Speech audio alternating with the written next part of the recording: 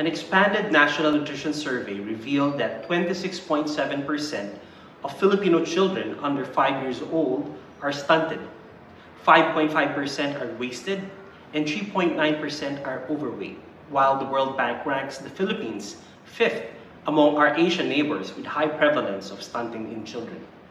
These issues have become so common that many may view them as an inevitable reality, but the truth of God's word is steadfast.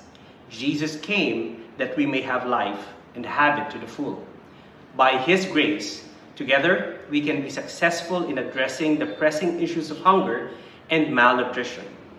World Vision's Health and Nutrition Technical Program, including projects that address water, sanitation and hygiene, and food security, livelihood and social protection, have collectively reached 135,314 Filipino children and adults, with promising results of rehabilitated children's health, decline in infant and toddler wasting and stunting, and capacitated schools to respond to infectious diseases and natural disasters.